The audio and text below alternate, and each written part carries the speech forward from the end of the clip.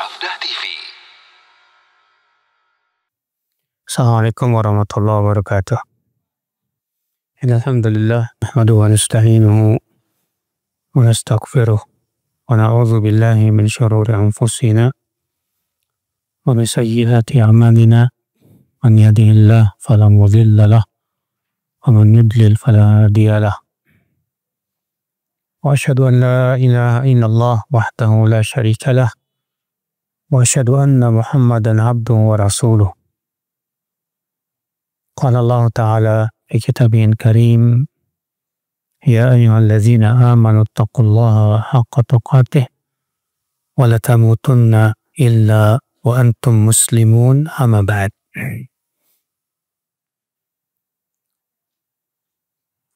Saudara-saudara sekalian, kita melanjutkan kajian kita kitab Riyadhus Shalihin, bab al-muhafadzah alal a'mal, bab menjaga amal soleh.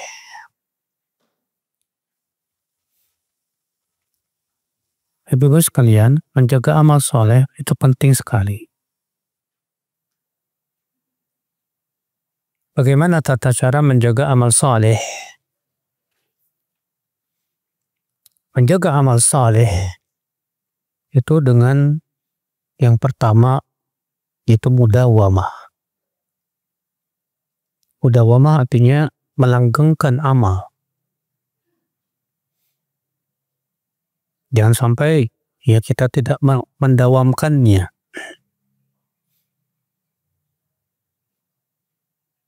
Yang kedua, menjaga amal soleh dengan cara menjaga amal tersebut dari hal yang bisa membatalkannya.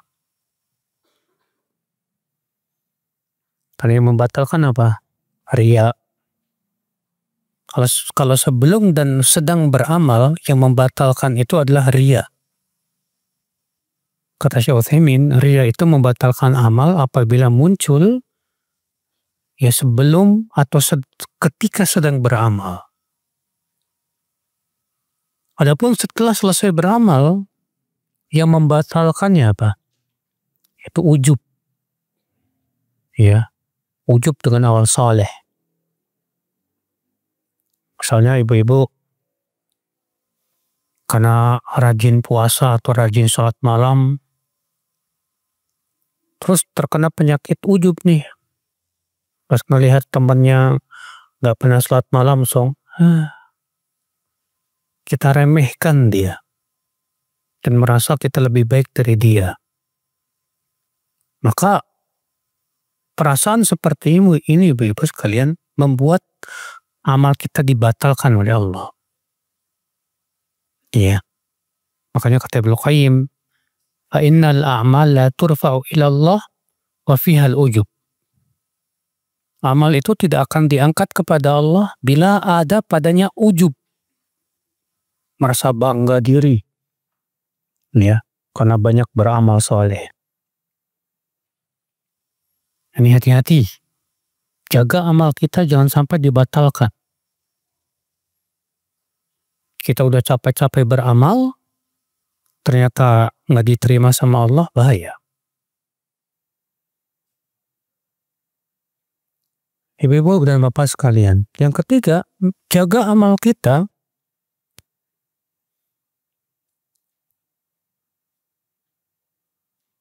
yaitu agar betul-betul sesuai dengan tuntunan Rasulullah SAW.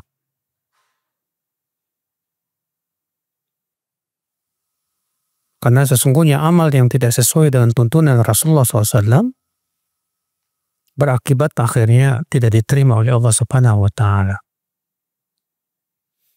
Di sini Imam Nawawi membawakan bab al-muhafadzah al-a'mal, artinya berusahalah kita untuk mendawamkan amal tersebut.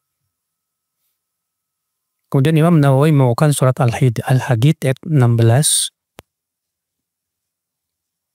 Allah Ta'ala berfirman, alam ya'ni lilladzina amanu an takhsha'a qulubuhum li dzikrillahi wa ma nazala minal haqq. وَلَا يَكُونُوا كَالَّذِينَ أُوتُوا الْكِتَابَ مِنْ قَبْلُ فَطَالَ عَلَيْهِمُ الْأَمَدُ فَقَسَتْ قُلُوبُهُمْ. Belumkah saatnya untuk orang-orang yang beriman agar hati mereka menjadi khusyuk untuk mengingat Allah. Dan apa yang kami yang turun dari kebenaran. Dan janganlah mereka seperti ahli kitab sebelum mereka. Masa berlalu panjang atas mereka, lalu hati mereka menjadi keras. Ibu-ibu sekalian, di sini Allah Subhanahu wa taala menyuruh agar hati kita senantiasa khusyuk. Dan khusyuknya hati itu berasal daripada apa? Rasa takut kepada Allah Subhanahu wa taala. Tidak mungkin orang yang hatinya tidak ada rasa takut bisa khusyuk, nggak mungkin. Khusyuk itu muncul dari rasa takut kepada Allah, pasti itu. Siapapun yang hatinya dipenuhi rasa takut kepada Allah, dia akan khusyuk. Ibu-ibu sekalian. Maka Allah Subhanahu wa taala menegur orang-orang yang beriman. Kata Syekh Salim, "Hadza itabun minallah azza wa jalla lil mu'minin." Ini teguran dari Allah kepada kaum mukminin agar hati mereka segera khusyuk kepada Allah dan tunduk kepada kebenaran. Lalu Allah melarang mereka untuk menyerupai orang-orang ahli kitab. Alladzina hamalul kitab min qablihim minal yahud wan nasara. Mereka diberikan oleh Allah kitab suci. Lamma tatawala alaihimul amad. Tapi ketika waktu berlalu panjang kepada mereka, apa yang terjadi? Hati mereka jadi keras. Coba ibu-ibu, ayat ini kita introspeksikan untuk diri kita. Pertanyaan buat diri kita. Jangan mikirin siapa-siapa. Diri kita sendiri. Udah berapa lama kita ngaji? Udah berapa lama nih kita ngaji? Mungkin di antara ibu-ibu ada yang sudah ngaji 10 tahun. Mungkin di antara ibu-ibu ada yang sudah ngaji 5 tahun. Panjangnya waktu ini dari kita semenjak alhamdulillah bisa hijrah kembali kepada Allah, meninggalkan perbuatan-perbuatan maksiat. Panjangnya waktu ini apakah menyebabkan hati kita semakin keras atau tidak? Jangan sampai subhanallah naudzubillah min dzalik. Panjangnya waktu, lamanya kita udah ngaji, ternyata bukan malah menambah kekhusyuan, bukan menambah rasa takut kepada Allah, tapi malah menambah kerasnya hati. Ini yang kita khawatirkan ini, Pak Ibu. Dulu di awal-awal ngaji, Ustadz, Masya Allah, saya baca Quran aja sampai nangis. Dulu di awal-awal ngaji, semangat saya beramal soleh ibadah. Setelah 10 tahun ngaji, sekarang baca Quran aja udah jarang. Sholat malamnya juga udah males-malesan. Kalau ngumpul sama teman-teman, ngerumpi, gibah. Gimana? Berarti kita harusnya introspeksi. Lamanya waktu ini membuat kita semakin dekat nggak sama Allah? Lamanya waktu kita ini membuat bertambah nggak kesungguhan kita dalam beramal saleh? Ini yang kita pikirkan ya Bapak sekalian. Bukan malah semakin lama waktu semakin keras hati, semakin berkurang ibadah, semakin kita habis waktu kita untuk hal yang sia-sia. Ini wallahi musibah, Bapak sekalian. Nasallallahu salamata wal afiyah. Kita mohon kepada Allah keselamatan, ibu-ibu sekalian. Kemudian beliau membawakan surat Al-Hadid ayat 27. Kalau berfirman wa qaffayna bi Isa bani Maryam wa atainahu al-Injil wa ja'alna fi qulubil ladzina tabauhu ra'fatan wa rahmah wa rahbaniyatan ibtada'uha ma katabnaha 'alaihim illa ibtigha'a ridwanillah fama ra'auha haqqa ri'ayatiha. Lalu kami utus setelah mereka, itu setelah para nabi, yaitu Isa bin Maryam. Dan kami berikan kepada Isa yaitu Injil. Dan kami jadikan di hati para pengikut Nabi Isa itu ra'fah wa rahmah, lembut dan kasih sayang. Iya. Di sini Allah menceritakan tentang Nabi Isa dan para pengikutnya. Bahwa para pengikut Nabi Isa itu Masya Allah, mereka di atas keilmuan. Mereka punya sifat lembut dan kasih sayang. Kemudian Allah menceritakan ya orang-orang Nasrani setelahnya, setelah panjangnya waktu itu. Wa rahbaniyatan ibtada'uha ma katabna 'alaihim illa ibtigha'a ridwanillah fama ra'auha haqqa ri'ayatiha. Dan rohbaniyah yang mereka ada-adakan. Apa itu rohbaniyah, ibu-ibu? Rohbaniyah itu mereka ya kayak kalau di Islam tuh kayak orang sufi. Mereka ingin bersungguh-sungguh ibadah dengan cara meninggalkan dunia. Lalu mereka nggak mau menikah. Ya. Allah mengatakan dan rohbaniyah yang mereka ada-adakan. Jadi rohbaniyah itu yang pertama kali membuat-buat, yang mengada-ngadakannya siapa? Orang Nasrani. Ya. Maka katabnaha 'alaihim. Kami tidak pernah mewajibkannya kepada mereka. Artinya Allah tidak pernah mewajibkan kepada mereka rohbaniyah. Ya. Dalam Islam pun juga tidak ada rohbaniyah. Rasulullah hanya mengatakan rohbaniyatu ummati al-jihad fi sabilillah. Rohbaniyah umatku hanyalah berjihad di jalan Allah saja. Dalam syariat Nabi Isa pun tidak ada rohbaniyah. Tapi mereka yang kemudian membuat-buatnya.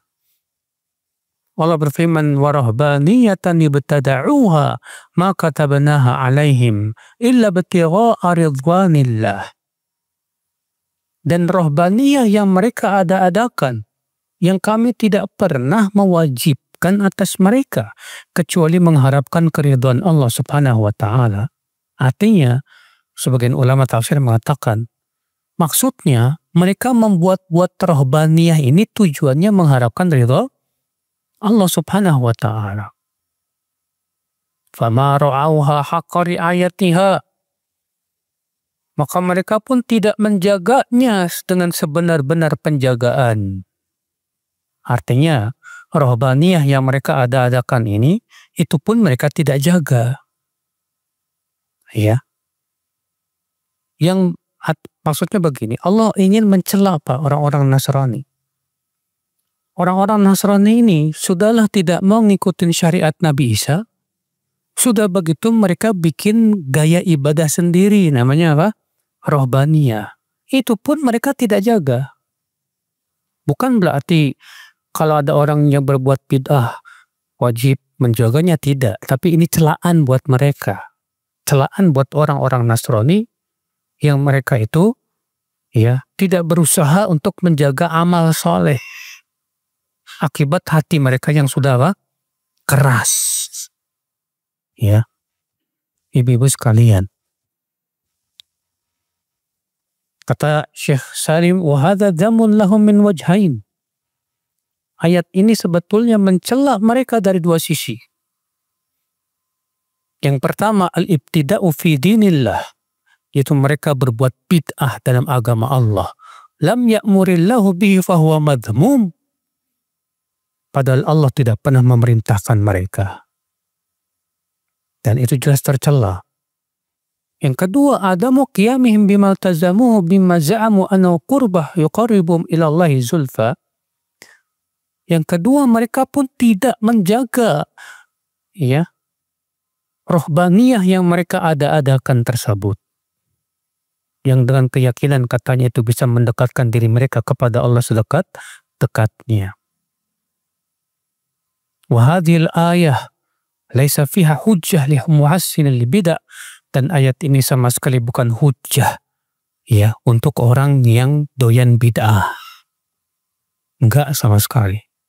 Ayat ini tidak sedang mengatakan boleh berbuat bid'ah, tidak. Akan tetapi ayat ini sedang mencela orang-orang siapa? Nasrani.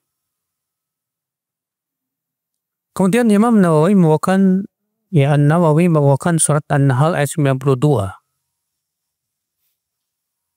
Allah Ta'ala berfirman, وَلَا تَكُونُوا كَالَّتِي نَقَضَتْ غَزْلَهَا مِنْ بَعْدِ قُوَّةٍ أَنْكَاثًا. Dan janganlah kalian seperti orang yang mengurai kembali pintalan yang sudah dia pintal dengan kuat. Artinya kita sudah memintal dengan bagus, dengan baik, Udah bagus nih pintalannya, diurai lagi. Artinya terkadang kita sudah memintal amal soleh, Kita sudah pintal dengan cara merutinkan baca Quran misalnya, atau merutinkan puasa sunnah misalnya, atau merutinkan sholat malam misalnya, atau merutinkan suatu amalan tertentu yang sesuai sunnah. Udah kita jaga baik-baik, malah ditinggalin.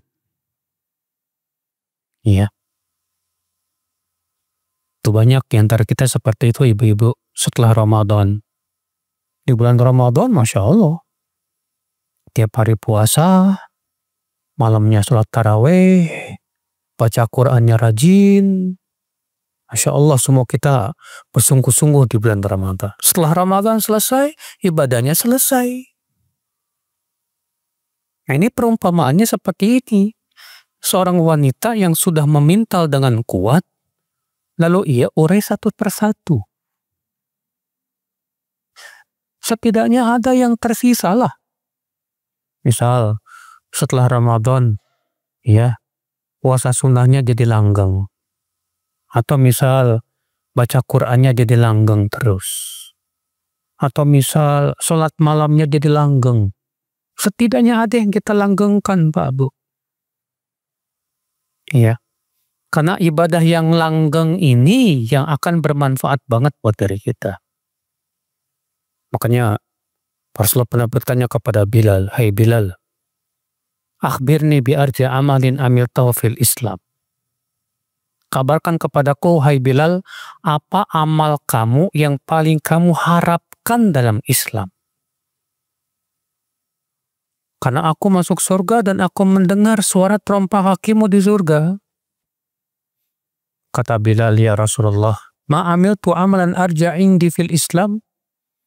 Tidak ada amalan yang paling aku harapkan dalam Islam, kecuali aku apabila berhadas, aku berwudu, lalu sholat sesuai yang Allah tuliskan kepada aku. Oh, ini rupanya Bilal sangat mengharapkan. Ini amal yang dirutinkan oleh siapa? Bilal. Jadi Bilal itu setiap hadas berwudu, sholat. Setiap hadas berwudu, sholat. Kata Bilal, ini yang aku paling harapkan dalam Islam, ya Rasulullah. Coba kalau pertanyaan itu ditujukan kepada kita. Kalau kita ditanya, apa amal kamu yang paling kamu harapkan dalam Islam? Bingung kan? Puasa sunnah kagak, sholat malam kagak, baca Quran juga enggak. Ada sih yang langgeng Ustadz Facebookan. Ya elah, Facebookan. Gak ada manfaatnya di hari kiamat. Ya, coba ada amal yang betul-betul kita jaga, saudaraku seiman. Nah, ini yang paling bermanfaat buat kita di dunia dan akhirat, saudaraku seiman. Kalau bisa semuanya ya Masya Allah. Tapi kan tidak mungkin, ya. Artinya semua amal bisa kita jaga itu, manusia itu berbeda-beda, Pak. Iya. Ikhwatul Islam, saudaraku seiman. Kemudian Imam Nawawi membawakan surat Al-Hijr ayat 99. Allah Ta'ala berfirman, wa'bud rabbaka hatta ya'tiyakal yaqin. Dan beribadahlah kepada Rabbmu. Sampai kapan? Sampai datang kepada kamu al-yakin. Apa itu al-yakin? Kata para ulama, al-maut, kematian. Ini yang ditafsirkan oleh para ulama, ibu-ibu, bapak, ya. Al-yakin yang dimaksud dalam ayat ini apa? Kematian. Beda dengan penafsiran orang sufi, sumpek pikiran, ya. Mereka mengatakan apa? Maksudnya, beribadah kepada Rabbmu sampai datang keyakinan, yaitu ma'rifat. Kalau sudah sampai derajat makrifat, berarti sudah tidak perlu lagi ibadah. Ini pemahaman mereka. Karena Allah mengatakan, wa'bud rabbaka hatta ya'tiyakal yakin. Beribadahlah kepada Rabbmu sampai datang kepada kamu keyakinan. Berarti kalau udah sampai derajat yakin, ya udah, nggak perlu lagi ibadah, kata mereka. Ini penafsiran yang sesat, ibu-ibu. Yang diada-adakan oleh mereka. Tidak ada satupun ulama yang menafsirkan al-yakin dalam ayat ini artinya ma'rifat. Para ulama tafsir menafsirkan makna al-yakin dalam ayat ini apa? Al-maut, kematian. Karena kematian itu yakin, pasti. Semua pasti akan merasakan kematian, saudaraku seiman. Di sini Allah menyuruh kita, ibu-ibu dan bapak sekalian, ya. Wa'bud rabbaka, beribadahlah kepadamu, kepada Rabbmu. Sampai kapan kita beribadah? Hatta ya'tiyakal yakin, sampai datang kepada kita apa? Kematian. Maka jangan pernah lepas terus dari ibadah sampai meninggal kita. Bahkan kita berharap banget mudah-mudahan kita meninggalnya dalam keadaan sedang beribadah. Ya, sedang beribadah kan banyak, Pak. Nggak harus sedang sholat atau sedang baca Quran. Mungkin Bapak sedang duduk di majlis ta'lim atau Bapak sedang mencari nafkah atau amal ibadah yang lainnya. Makanya kata Syekh Utsaimin rahimahullah, seseorang itu biasanya meninggal di atas kebiasaannya. Kalau kita terbiasa dengan amal soleh, ya, insya Allah kita akan mati di atas amal soleh. Tapi kalau kita terbiasanya dengan bukan amal soleh, ya kita akan mati di atas kebiasaan kita. Ya, ada yang kebiasaannya traveling sama kuliner, matinya pas traveling. Ini ibu dan bapak sekalian. Hadis 153. Wan Umar bin Khattab radhiyallahu anhu qala Rasulullah sallallahu alaihi wasallam, man nama an hizbihi minal lail aw an syai'in minhu faqara'ahu ma baina salatil fajri wa salatil zuhri kutiba lahu ka'annama qara'ahu minal lail. Rawahu Muslim. Dari Umar bin Khattab, semoga Allah meridhoinya, ia berkata, Rasulullah SAW bersabda, siapa yang tertidur dari hizbihi, hizbi itu artinya kebiasaan baca Qur'annya dalam sholat. Karena dulu para sahabat, mereka membiasakan baca Qur'an dan mengkhatamnya. Kebanyakan sahabat, mereka mengkhatam Qur'an itu dalam 7 hari. Ya, ada juga yang sebulan 2 kali. Ada yang sebulan sekali. Dan itu minimal. Makanya Rasulullah bersabda kepada Abdullah bin Amr bin Al-As dan hadis yang sudah lewat kemarin tuh ya. Kata Rasulullah, "Ikhtamil Quran fi syahr marrah." Khatamkan Quran dalam sebulan sekali. Ya, artinya minimal sebulan sekali khatam. Nah, yang paling bagus kita baca itu saat sholat malam. Saat sholat apa? Malam. Tapi Ustaz saya nggak hafal, nggak apa-apa. Ya Al-Quran di depan kita, ya kita baca kalau 11 rakaat lumayan kan? Satu rakaatnya 2 lembar. Ya, 11 rakaat selesai. 1 juz. Ya. Ibu-ibu dan bapak sekalian. Nah, siapa yang tertidur tuh dari hizbihi, kebiasaan baca Qurannya tuh di waktu malam, lalu ia membacanya, artinya mengqadha sholat malamnya tersebut, antara sholat subuh dan sholat duhur, maka ditulis untuknya seakan-akan ia membacanya di waktu malam. Sama. Di Quran Muslim. Ya. Hadis ini kita ambil faidah ibu-ibu. Faidah yang pertama kata Syekh Salim, al-muhafadha 'ala al-awradil masyru'ah. Dianjurkan menjaga wirid-wirid yang disyariatkan. Apa itu wirid? Wirid itu artinya ibadah yang kita langgengkan. Ya. Baik sholat atau baca Quran atau yang sejenis. Wa man fatahu wirduhu bi udhrin fa asra'a li ada'i fil waqtil magthur. Nah, siapa yang terluput wiridnya dari waktunya, hendaklah dia berusaha untuk mengqadhanya. Ya. Di waktu yang telah disebutkan dalam hadis tadi. Jadi kita biasa sholat tahajud nih, qadarullah malam ini kita nggak sholat karena entah itu capek lah, ya, ketiduran sampai subuh. Maka hendaknya kita mengqadhanya, Bu. Ya. Supaya apa? Supaya kita menjaga kebiasaan yang baik itu.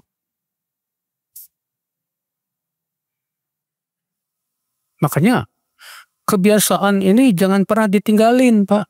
Kalau kita sudah dikasih sama Allah, dibuka sama Allah sebuah pintu ibadah, jangan sampai kita yang pertama kali menutupnya. Alhamdulillah Allah masih sayang sama kita ya. Ternyata Allah berikan kepada kita kekuatan. Nih, kamu sholat malam. Akhirnya Allah bantu kita sholat malam. Ya. Akibat maksiat-maksiat kita, ditutup lagi pintunya sama Allah. Akhirnya nggak kuat lagi sholat malam. Nggak bisa sholat malam. Na'udzubillah min dzalik. Faedah yang kedua, an-naumu yu'dhiru sahibahu wa la yu'addu minal muqassirin. Tidur itu adalah uzur. Kalau orang yang ketinggalan sholat gara-gara ketiduran, pelakunya tidak disebut meremehkan.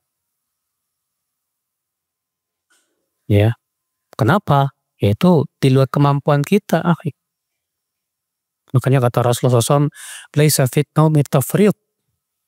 Tidur itu sama sekali bukan tafrid, kata Rasulullah SAW. Tafrid itu artinya meremehkan, menyia-nyiakan. Hadis berikutnya 154. Wa Abdullah bin Amr bin Al-As radhiyallahu anhuma qala li Rasulullah SAW, ya Abdullah, la takun mithla fulan. Kana yaqumul lail fataraka qiyamal lail. Muttafaqun alaih. Dari Abdullah bin Amr bin Al-As, seorang sahabat Nabi, semoga Allah meridainya, ia berkata, Rasulullah SAW bersabda kepadaku, hai Abdullah, kamu jangan kasih fulan.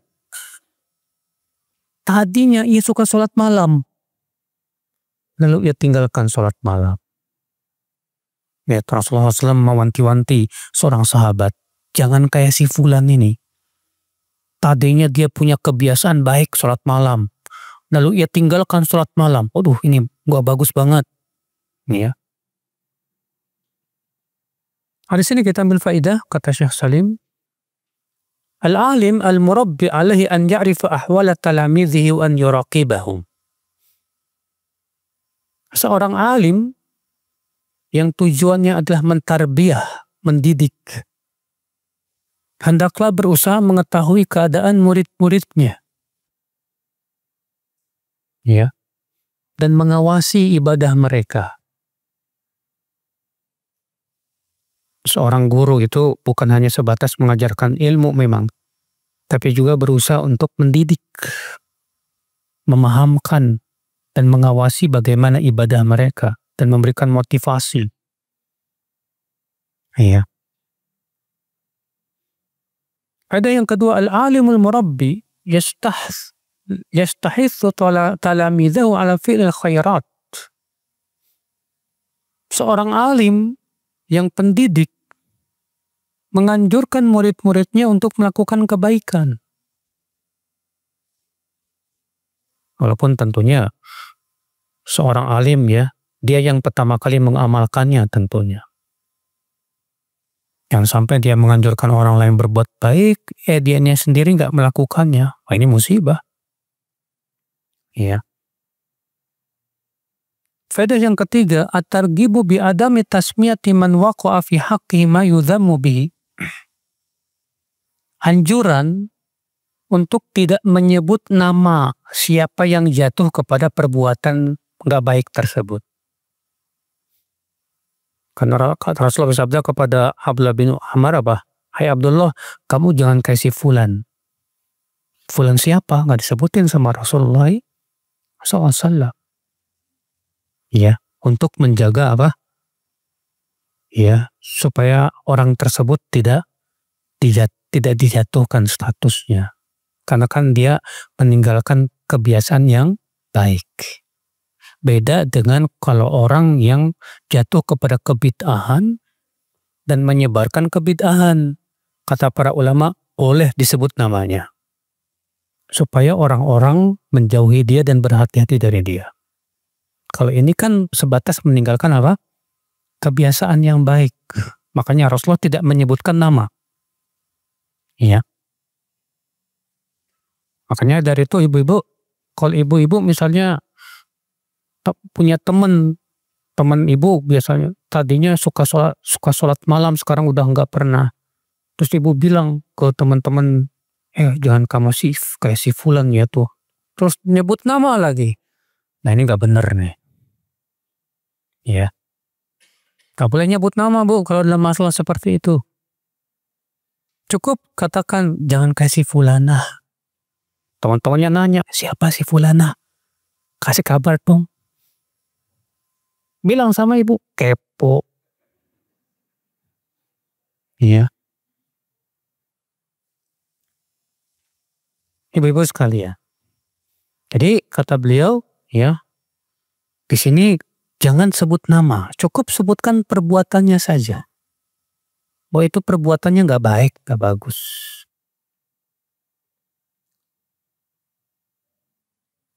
Kecuali kata para ulama juga, orang yang melakukan perbuatan maksiat terang-terangan. Maka orang yang berbuat maksiat terang-terangan, nggak punya malu, maka boleh digibah kata para ulama. Berdasarkan hadis, kullu ummati mu'afan illal mujahirin. Semua umatku dimaafkan kecuali yang terang-terangan. Ya, kalau meninggalkan sholat malam kan nggak ada yang tahu. Ya nggak? Makanya Rasulullah tidak menyebut nama. Ya. Kalau Rasulullah tahu, ya bisa jadi diberitahu oleh Allah melalui wahyunya. Faedah selanjutnya ibu-ibu sekalian, istihbabud dawam ala ma'tadahul insan min amalil khair. Disunahkan kita melanggengkan amalan-amalan kebaikan dan terus menjaganya. Wa karahiyatu qat'il ibadah, dan makruh hukumnya memutus ibadah yang sudah kita biasakan walaupun itu bukan wajib. Kalau yang wajibnya jelas ya, itu jelas dosa ya kalau tinggalin. Tapi kalau yang sunnah, sangat disunnahkan kita untuk menjaganya walaupun cuma sunnah. Ya. Faedah selanjutnya, hadal hadis dalilun ala adami wujumi qiyamil lail. Hadis ini merupakan dalil bahwa sholat malam itu tidak wajib. Sholat malam tidak apa? Wajib. Ya. Ada seorang Arab Badui berkata, "Ya Rasulullah, apa sholat yang Allah wajibkan kepada kami?" Kata Rasulullah, sholat ya 5 waktu sehari semalam. Kata orang Arab Badui ini, "Hal alaya ghairuha?" Masih ada yang lainnya selain itu ya Rasulullah? Kata Rasulullah, "La, tidak ada. Illa an tatawwa," kecuali kalau kamu mau sholat sunnah. Ini pendapat dalil jumhur yang menunjukkan bahwa sholat malam tidak wajib. Namun sangat dianjurkan. Ya. Ibu dan Bapak tahukah sholat sunnah yang paling sering disebut oleh Allah dalam Al-Quran sholat apa? Sholat malam. Ya. Sholat malam, Bu. Ada sekitar 8 ayat Al-Quran. Ketika Allah memuji tentang penduduk surga, ternyata sifat mereka, karakter mereka apa? Suka sholat malam. Ya. Faedah selanjutnya, ada mutasydidi fil ibadah. Jangan terlalu ekstrim dalam masalah ibadah. Lianna dzalika yuaddi ila tarkiha wa huwa madmum. Karena yang seperti ini menyebabkan kalau kita terlalu gulu, berlebihan, menyebabkan kita malah mudah meninggalkannya, Pak. Misalnya, nih, ibu lagi semangat sholat malam nih, sholat tahajud.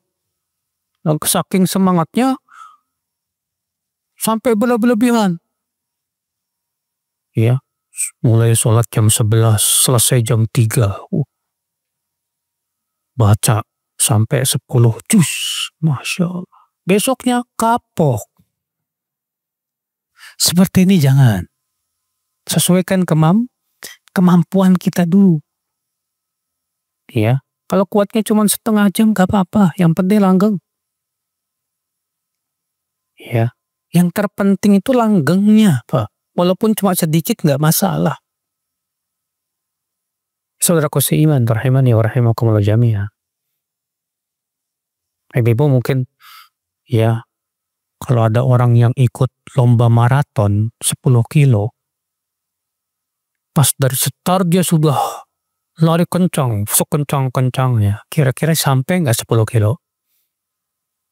Gak mungkin.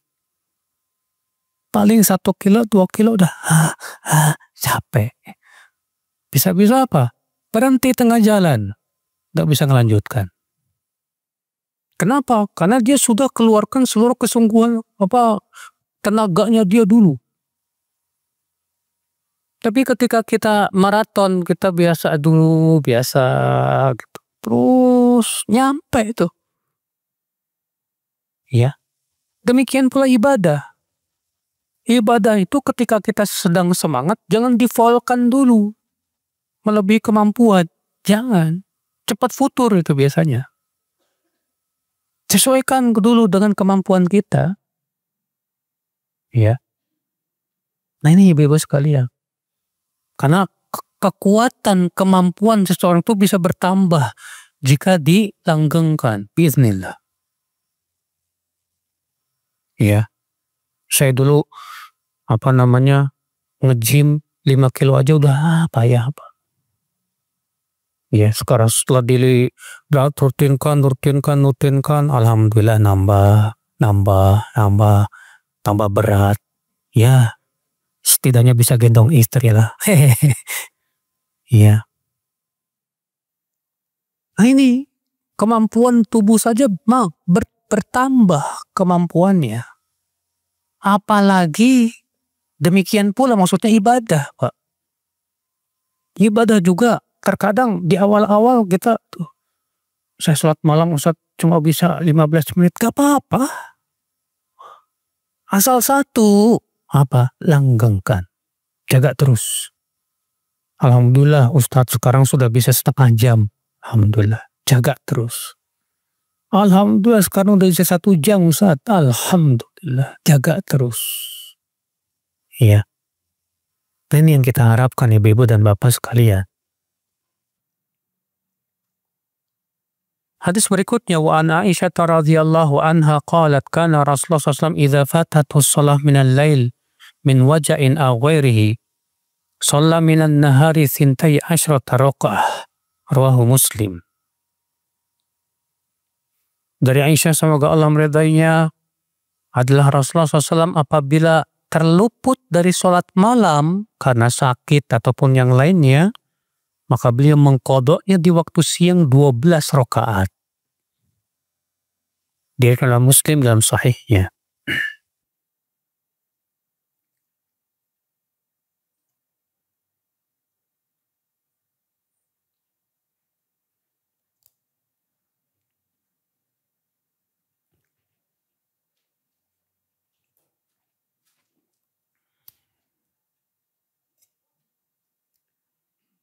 Dari hadis ini kita ambil faidah ibu-ibu. Faidah yang pertama, sholatun nahari huna iwad an sholatil lail. Yang dimaksud dengan sholat di waktu siang dalam hadis ini adalah qadha untuk sholat malam.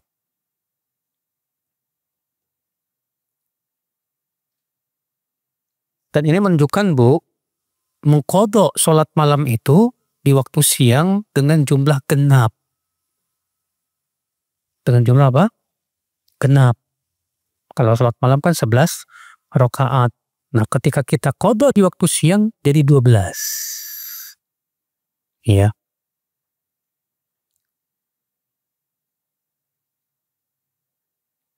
Faedah selanjutnya, man fatahu amalu khairin i'tadahu li udhrin fala isma alaih. Siapa yang terluput dari amal kebaikan, maka ia berusaha untuk siapa yang terluput dari amal kebaikan yang ia biasakan karena uzur, maka tidak ada dosa atasnya. Namun sekali lagi, Bapak dan Ibu, kalau bisa diqadha. Saya terluput tadi Ustadz, qobliyah zuhurnya nggak sempet. Oh ya udah, habis sholat zuhur kamu qadha aja. Dulu Rasulullah SAW pernah nggak sempet ba'diyah zuhur karena banyak tetamu yang datang. Karena Rasulullah sibuk dengan para tamu yang datang, akhirnya ba'diyah zuhurnya nggak beliau lakukan. Setelah salat asar, beliau pulang ke rumah Ummu Salamah, ke rumahnya, istrinya, lalu salat 2 rakaat. Ummu Salamah bingung, ini salat apa? Kan Rasulullah bukannya melarang. Lalu Ummu Salamah bertanya, "Hai Rasulullah, ini salat apa?" Kata Rasulullah, "Ini 2 rakaat setelah zuhur. Tadi aku tidak sempat melakukannya karena banyak tetamu." Berarti melayani tamu lebih utama daripada sholat sunnah. Ya. Karena melayani tamu hukumnya wajib tidak? Wajib. Ya. Kita masuk ke bab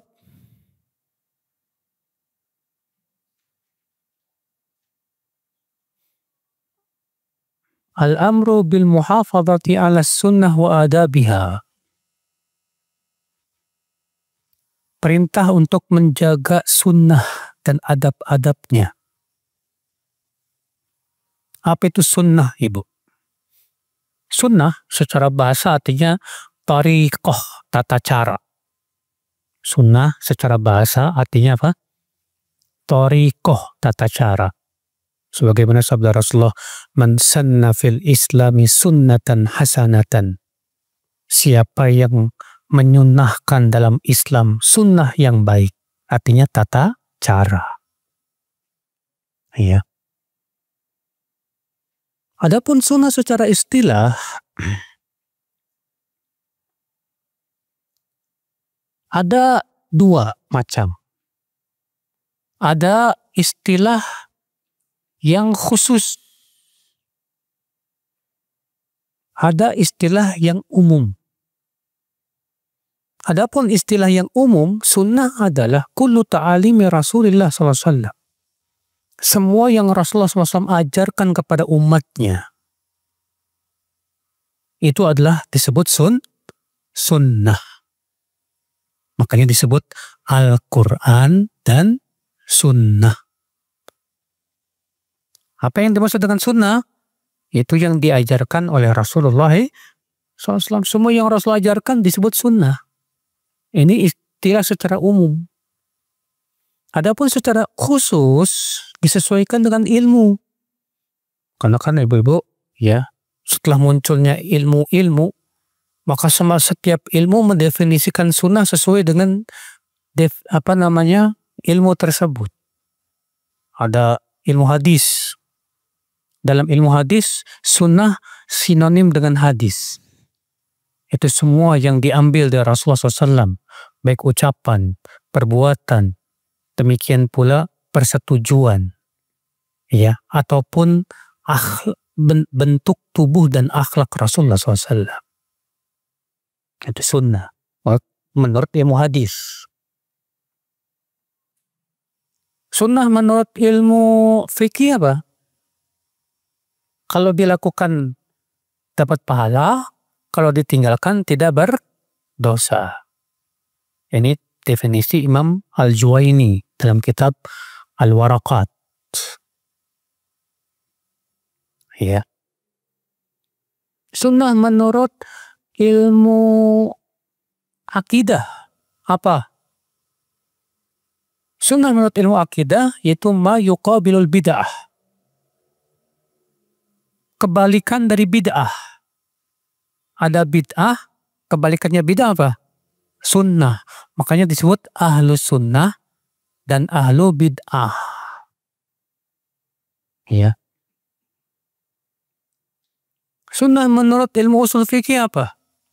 Ma tuliba fi'luhu talaban ghairu jazim. Yaitu yang diminta perbuatannya, ya, yang diminta untuk melakukan suatu perbuatan tersebut, tapi permintaannya tidak kuat. Mirip dengan ilmu fikih. Nah, setelah muncul ilmu-ilmu ini, ya, masing-masing ilmu ini mendefinisikan sesuai disiplin ilmunya. Nah, yang dimaksud dengan di sini, as-sunnah di sini artinya yaitu yang berasal dari Rasulullah, semua ajaran Rasulullah SAW. Wajib kita untuk menjadikan Rasulullah SAW sebagai suri tauladan dalam hidup kita. Kemudian An-Nawawi membawakan surat Al-Hasyr ayat 7. Allah Ta'ala berfirman, وَمَا آتَاكُمُ الرَّسُولُ فَخُذُوهُ وَمَا نَهَاكُمْ عَنْهُ فَانْتَهُوا. Dan apa-apa yang diberikan oleh Rasul itu yang diperintahkan, ambillah. Dan apa yang dilarang oleh Rasulullah SAW, maka tinggalkan. Iya.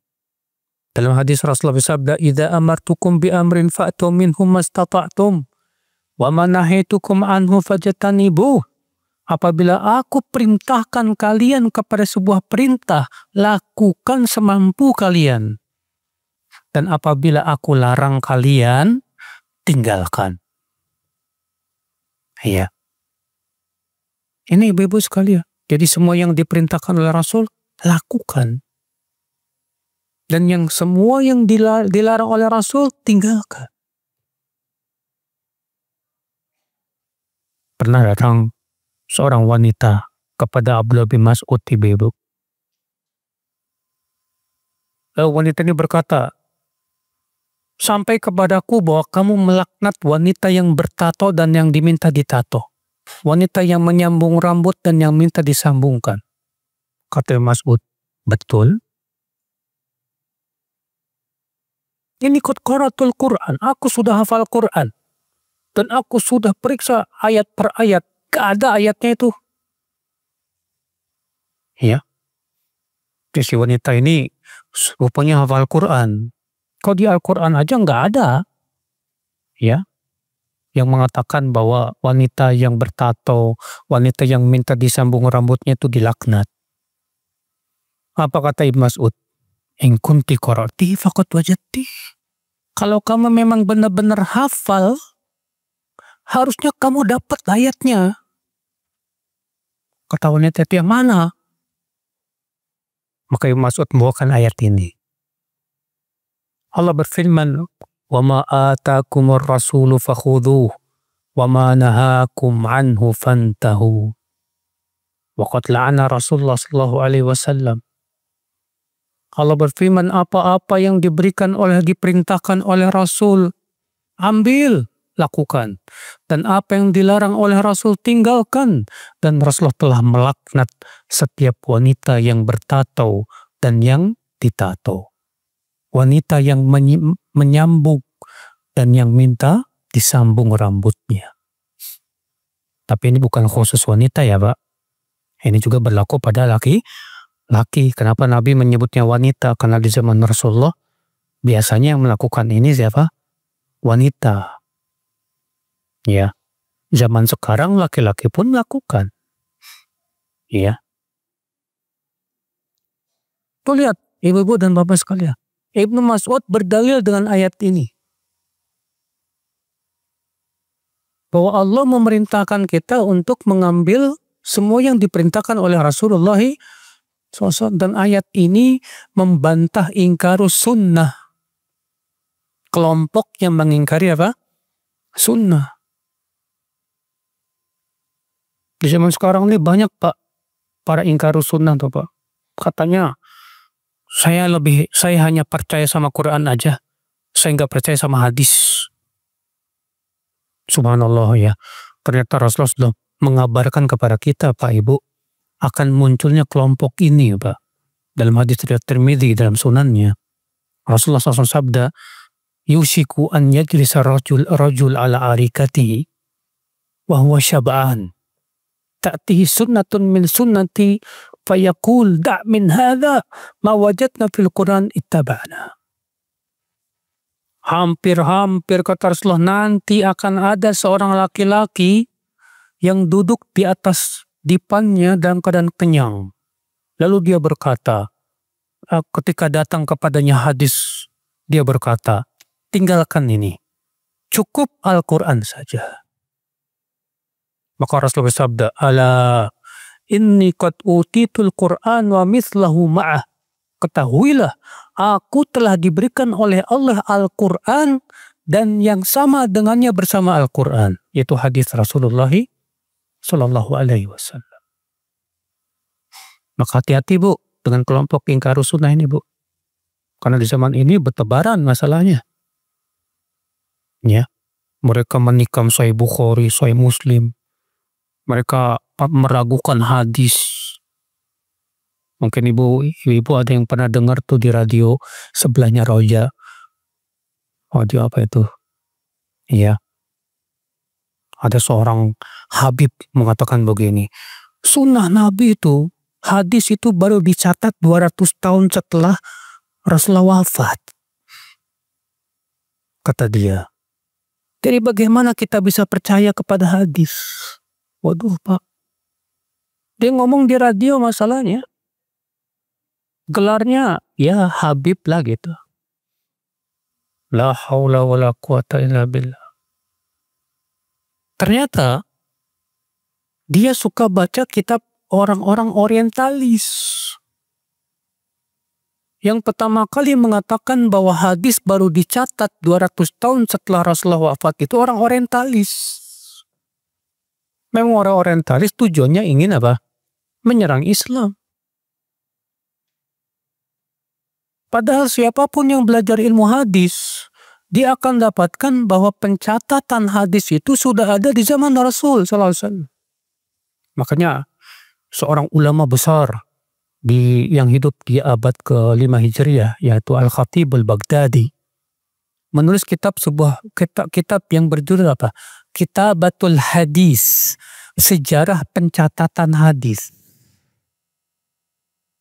untuk membantah sebagian orang yang punya pendapat bahwa hadis itu baru dicatat jauh setelah Rasulullah SAW meninggal. Ini batil. Dan beliau membawakan riwayat-riwayat yang banyak di situ.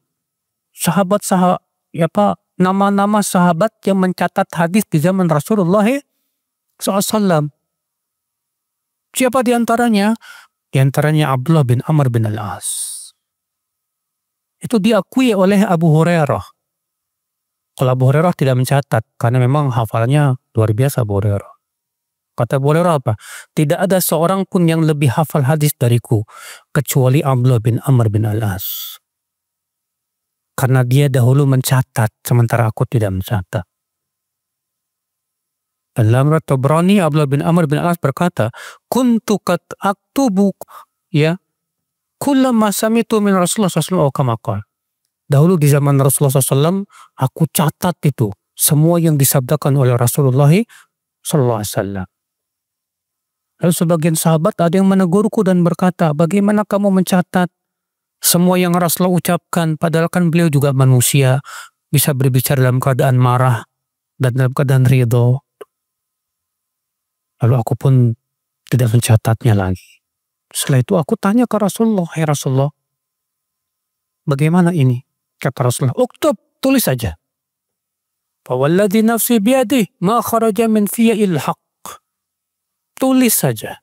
Demi zat yang diriku berada di tangannya, tidak ada yang keluar dari mulutku ini kecuali kebenaran. Akhirnya Abdullah bin Amr pun kembali mencatat. Dan disebutkan beliau punya sahifah, Pak. Lembaran-lembaran yang berisi tulisan hadis yang isinya ada 1000 hadis. Ya. Siapa itu? Abdullah bin Amr bin Al-As. Siapa lagi sahabat yang mencatat hadis? Ali bin Abi Thalib. Anas bin Malik disebutkan dalam riwayat, beliau itu mencatat hadis Rasulullah SAW. Setelah dicatat, beliau pun membacakan lagi kepada Rasulullah SAW. Ibnu Abbas disebutkan setelah Rasulullah wafat, maka beliau mendatangi para sahabat satu persatu. Dicatat semua hadis-hadis yang didengar langsung oleh dia dari Rasulullah SAW. Sampai-sampai catatan hadis Ibnu Abbas itu wiqra ba'ir, sepenuh unta. Dan banyak lagi riwayat. Bagaimana dikatakan bahwa hadis baru dicatat 200 tahun setelah Rasulullah SAW wafat. Wallah, ini dusta besar ini. Yang ngomong seperti ini menunjukkan kebodohan dia terhadap ilmu hadis dan sejarah pencatatan hadis. Kalau sejarah pembukuan hadis beda lagi dengan sejarah pencatatan. Kalau pembukuan dibukukan itu di zaman siapa? Umar bin Abdul Aziz. Umar bin Abdul Aziz memerintahkan para ulama untuk membukukan hadis. Yang pertama kali membukukan hadis siapa? Al-Imam Az-Zuhri. Namanya Muhammad bin Muslim bin Abdullah bin Ubaidillah Ibn Shihab Az-Zuhri. Beliau wafat pada tahun berapa, Pak? 125 Hijriah. Siapa itu? Imam Az-Zuhri. Imam Az-Zuhri wafat tahun 125 Hijriah. Dan pembukuan hadis itu sebelum beliau wafat. Bagaimana dikatakan 200 tahun? Ini kan subhanallah, kedustaan yang besar ini. Ya. Saudaraku seiman. Nah, kenapa orang orientalis sengaja menghembuskan seperti itu, Pak? Supaya kaum muslimin ragu terhadap hadis Rasulullah SAW. Kalau kaum muslimin ragu terhadap hadis, akhirnya apa yang terjadi? Sementara yang menafsirkan Al-Quran apa? Hadis. Di Al-Quran nggak ada berapa sholat, berapa rakaat jumlah sholat. Di Al-Quran nggak ada tata cara sholat dari awal sampai akhir. Di Al-Quran tidak dijelaskan apa bacaan-bacaan dalam sholat. Ada? Nggak ada. Bayangkan kalau kita meragukan Al-Quran dan mengingkari sunnah. Karena termakan oleh orang-orang orientalis itu. Hilang. Ya. Makanya membela sunnah ini jihad. So, ya, Imam Bukhari punya guru namanya Yahya bin Yahya At-Tamimi. Beliau berkata, "Ad-difa'u anis sunnati ahabbu ilayya min ad-darb bis-sayf fi sabilillah." Membela sunnah lebih aku cintai daripada perang dengan senjata. Lalu dikatakan, "Wahai Imam, bukankah perang dengan senjata itu lebih berat?" Ya, apa kata Yahya bin Yahya? Betul, tapi membela sunnah jauh lebih agung. Kenapa, Pak? Karena membela sunnah itu membela modalnya Islam. Islam itu dasarnya apa? Al-Quran dan sunnah. Kalau dasarnya Islam sudah ditikam, mudah untuk mengobrak-ngabrik Islam, Pak. Merusak Islam. Seperti orang yang dilakukan oleh orang Syiah, Rafidhah. Mereka ingin menghancurkan Islam sebetulnya. Tapi dengan cara itu, meragukan Al-Quran dan hadis. Iya. Saudaraku seiman rahimani wa rahimakumullah jami'an. Nah ini ibu-ibu sekalian. Kemudian An-Nawawi membawakan surat An-Najm ayat 3 dan 4. Allah Ta'ala berfirman, "Wa ma yantiqu 'anil hawa in huwa illa wahyu yuha." Tidaklah Muhammad SAW berbicara dari hawa nafsu. Akan tetapi ia adalah wahyu yang diwahyukan kepada Rasulullah SAW. Berarti ini menunjukkan Pak Ibu, hadis itu termasuk wahyu. Al-Quran wahyu bukan? Wahyu. Hadis wahyu juga. Tapi bedanya apa?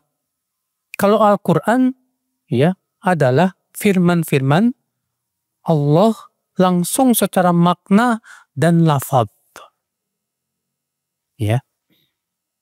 Kalau hadis wahyu juga, tapi lafadznya dari Rasulullah Sallallahu Alaihi Wasallam.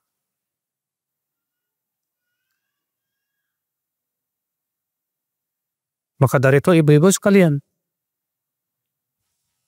wajib kita yakini bahwa Rasulullah SAW tidak mungkin berbicara dari hawa nafsunya. Akan tetapi itu berdasarkan wahyu yang Allah wahyukan kepada Rasulullah SAW. Kecuali kata para ulama, ada indikasi yang menunjukkan itu ijtihadnya Rasulullah. Ada indikasi yang menunjukkan bahwa itu apa? Ijtihad. Contoh, ketika perang Badar. Perang Badar. Ya.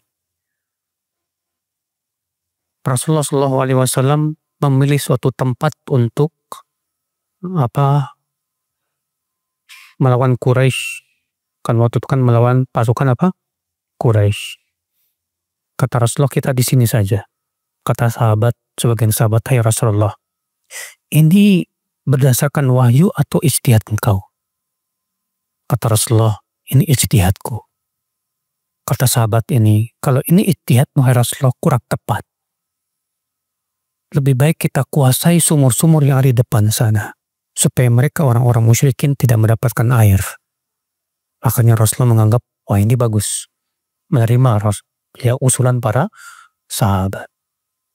Kalau memang ada dalil yang menunjukkan bahwa itu ijtihad, maka itu ijtihad Rasulullah SAW. Makanya terkadang sahabat Nabi SAW bertanya kepada Rasulullah SAW ketika Rasulullah menyuruh untuk meyakinkan ini wahyu atau ijtihad beliau.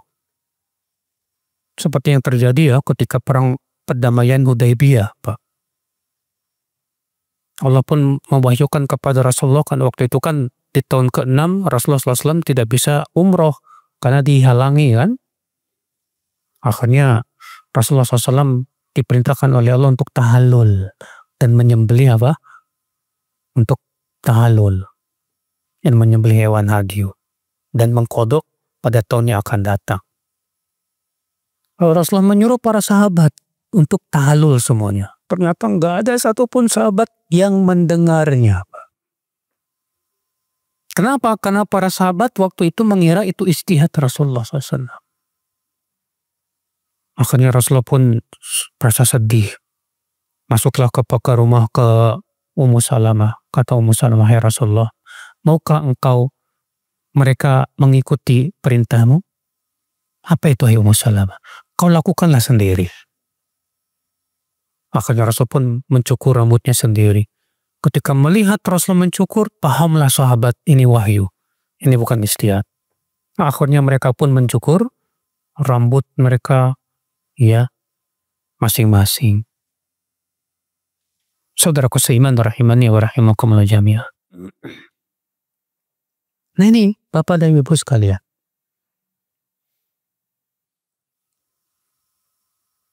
Dan pada asalnya semua hadis yang Rasulullah ucapkan itu wahyu, Pak. Bukan ijtihad Rasulullah Shallallahu Alaihi Wasallam. Ini wajib kita yakini seperti itu ya. Jangan sampai misalnya ada hadis langsung kita katakan, itu ijtihad Rasul. Dari mana? Ini wahyu. Kenapa? Karena Allah sudah memberikan kaidah kepada kita. Rasulullah Allah mengatakan apa? Tidaklah Muhammad berbicara dari hawa nafsu. Ini kan kaidah. Bahwa semua yang Rasulullah ucapkan pada asalnya apa? Wahyu. Ya. Nah ini ibu-ibu sekalian, bapak sekalian. Kemudian An-Nawawi membawakan surat Ali Imran ayat 31. Allah Ta'ala berfirman, "Qul in kuntum tuhibbunallah, fattabi'uni, yuhibbukumullah wa yaghfir lakum dzunubakum." Katakan, jika kalian memang mencintai Allah, maka ikutilah aku. Aku di sini siapa? Rasulullah SAW. Niscaya Allah akan cintai kalian dan mengampuni dosa-dosa kalian. Ayat ini Pak Ibu disebut oleh Imam Ibnu Katsir sebagai ayat ujian. Ayatul imtihan. Maksudnya ujian gimana nih? Yaitu ujian buat setiap orang yang mengaku bahwa dia cinta kepada Allah. Ngaku-ngaku cinta kepada Allah. Maka Allah mengatakan, katakan hai Muhammad, jika kalian memang mencintai Allah, maka konsekuensinya apa? Ikuti aku. Siapa itu? Rasulullah SAW. Artinya tanda cinta kepada Allah adalah ngikutin Rasulullah Sallallahu Alaihi Wasallam. Ittiba'. Ibu-ibu, yang namanya ngikutin di belakang apa di depan? Kalau ibu bilang ke teman, saya mau ngikut kamu di belakang ya. Iya. Saya nggak tahu jalannya, ya udah. Terus ibu adanya di depan. Ini orang mau ngikut apa ngajarin? Yang namanya ngikut di belakang. Ya. Kita ngikut teman, dia ke kanan, kita ke kanan. Dia ke kiri, kita ke kiri. Dia berhenti, kita berhenti. Itu namanya ngikut. Kita ngikut Rasul, ittiba seperti itu. Rasulullah ke kanan, kita ke kanan. Rasulullah SAW menyuruh, kita lakukan. Rasulullah melarang, kita tinggalkan. Ya. Rasulullah SAW tawakuf, kita tawakuf. Demikian namanya ittiba. Makanya orang yang berbuat bid'ah itu hakikatnya nggak ittiba. Orang yang berbuat bid'ah itu hakikatnya mendahului Rasulullah SAW. Makanya Allah berfirman dalam surat Al-Hujurat ayat 1 apa? Ya ayyuhalladzina amanu la tuqaddimu baina yadayillahi wa rasulih. Hai orang-orang yang beriman, jangan kalian mendahului Allah dan Rasul. Tuh, jangan mendahului. Karena kewajiban kita di belakang ikut, bukan mendahului. Ya. Makanya orang yang berjiwa ittiba itu Pak, setiap kali mau mengamalkan suatu amalan atau meyakini sebuah keyakinan, nyari dalil dulu. Ada nggak dalilnya? Ada dalilnya, baru amalkan. Kalau pengikut hawa nafsu, ngamalin dulu, baru cari-cari dalil. Ya. Ada orang kayak gitu, meyakini dulu. Baru setelah itu nyari-nyari apa? Pembenaran. Bukan mencari kebenaran, tapi pembenaran.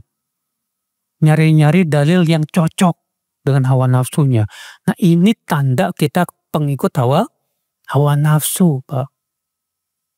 Kalau jiwa ittiba itu nggak begitu. Seperti Abdullah bin Mubarak. Nah, Abdullah bin Mubarak ya, seorang tabi'in, ulama masyhur di zamannya. Pernah Ibnu Mubarak tersesat di padang pasir.